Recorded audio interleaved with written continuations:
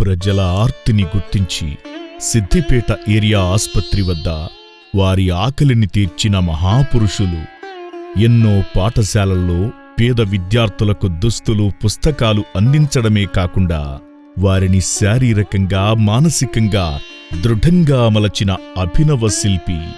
గ్రామాలలో ఉచిత వైద్య శిబిరాలు నిర్వహించి ఎందరికో చికిత్స అందించిన మానవతామూర్తులు.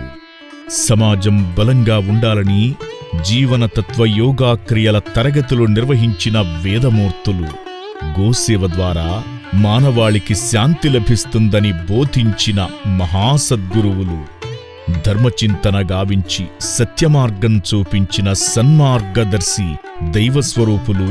సిద్దిపేట జిల్లా నంగునూరు మండలం వెల్కటూరు గోకులాశ్రమం వ్యవస్థాపకులు, పూజ్య గురుదేవులు డాక్టర్ మధుసూదనార్యులు గారు మన జిల్లాలో 2014 నుండి అనేక సేవా కార్యక్రమాలు చేస్తూ అచల ఛానల్ ద్వారా సమస్త మానవాళికి పురాణ ఇతిహాసాల సారాన్ని అందించారు.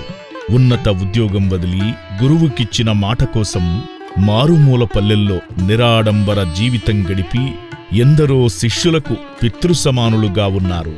అలాంటి మహోన్నతులు అక్టోబర్ 30వ తేదీ గురువారం రోజున గురువుగారు భౌతికంగా దూరమై దివ్యలోకాలకు చేరడం ప్రజలు, శిష్యులకు తీరని లోటుగా భావిస్తున్నారు.